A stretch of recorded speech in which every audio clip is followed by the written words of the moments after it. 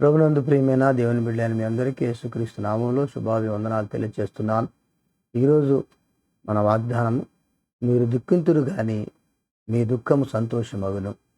మీరు దుఃఖింతురు గాని మీ దుఃఖము సంతోషమగును. యోహాను సువార్త 16:20. యోహాను సువార్త 16:20.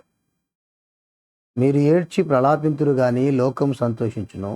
మీరు దుఃఖింతురు గాని మీ దుఃఖము సంతోషమగునని మీతో నిశ్చయముగా చెప్పుచున్నాను. ఈ 16వ అధ్యాయం అంతా కూడా యేసుక్రీస్తు తన శిష్యులకు వీడ్కోలు చెప్పుచున్నటువంటి మాటలు. తాను వెళ్ళి మీ కొరకు స్థలం సిద్ధపరుస్తానని 14వ అధ్యాయం చెప్పాడు. అలాగే తాను బోధిస్తూ వచ్చాడు. 17వ అధ్యాయానికి వచ్చేసరికి ఆయన ఒక ప్రార్థనను మనం చూడగలుగుతాం. కాబట్టి 16వ అధ్యాయంలో ఆయన శిష్యులకు వీడ్కోలు పలుకుతున్నాడు. తన శిష్యుల దుఃఖము సంతోషమగునని యేసు చెప్పిన మాట ఇది. పాత నిబంధన కాలంలో దేవుని ప్రజలను అనుభవాలు మనం ఎస్తేరులో చూడగలుగుతాం. 9:22. ఎస్తేరు 9:22. విందు చేసుకొనుచు సంతోషంగా నుండి ఒకరినొకరు బహుమానములను దరిద్రులకు కానుకలను పంపదగిన దినములనియు వారికి స్థిరపరచను. ఎప్పుడైతే ఎస్తేరు యూదుల పక్షంగా చేరి మొర్దెకై ఇద్దరు కలిసి యూదులను సంరక్షించవలసిన పరిస్థితి నుంచి కాపాడిన తర్వాత అది పూరీము పండగగా చేసుకోవటానికి ఏర్పరచబడింది. అందుకే పైన మనం చూస్తే 21లో యూదులు తమ పగవారి చేత బాధపడక నెమ్మది పొందిన దినములని, వారి దుఃఖము పోయి సంతోషం వచ్చిన నెలని, వారు మూలుగుట్ట మానిన శుభదినమనియు, ప్రతి సంవత్సరము ఆధారు నెల 14వ దినమున 15వ దినమును వారు ఆచరించుకొనుచు విందు చేసుకొనుచు, ఇలాగా వారి దుఃఖ దినాలన్నీ కూడా సంతోషంగా మార్చబడినాయి అంటానికి పాత నిబంధనలు. అదే పాత నిబంధనలో ప్రవచన నెరవేర్పుకు సంబంధిస్తూ యెషయా గ్రంథంలోనే ఇంకొక మాట కూడా ఇచ్చాడు. చూడండి, యెషయా గ్రంథము 61:2.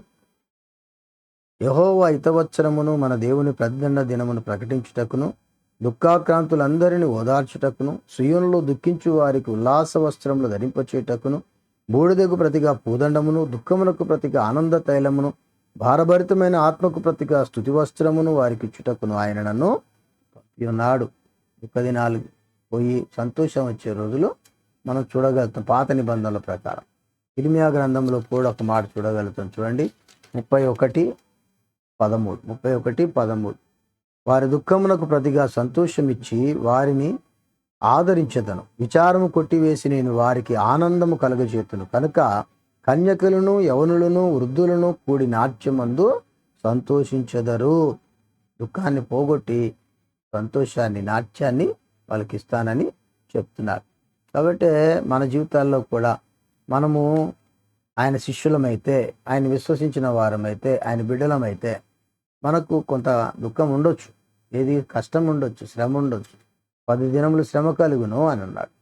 కాబట్టి శ్రమ ఉంటుంది దేవుని కొరకు జీవించే వారికి, అందరికీ ఉండదు, దేవుని బిడ్డలకే ఉంటుంది. కానీ సహించిన వారమైతే దేవుని ఆశీర్వాదాలు మనం పొందగలుగుతాం. అందుకే మత్తయి సువార్త 5లో ధన్యతలతో చెప్తూ కూడా ఒక మాట అన్నాడు. చూడండి, 4వ వచనంలో ధన్యతలు చెప్తే ఏమన్నాడు? దుఃఖపడు వారు ధన్యులు, వారు ఓదార్చబడుదురు. దుఃఖపడు వారు ధన్యులు, వారు ఓదార్చబడుదురు. మార్కు సువార్త 16వ అధ్యాయము 10వ వచనం.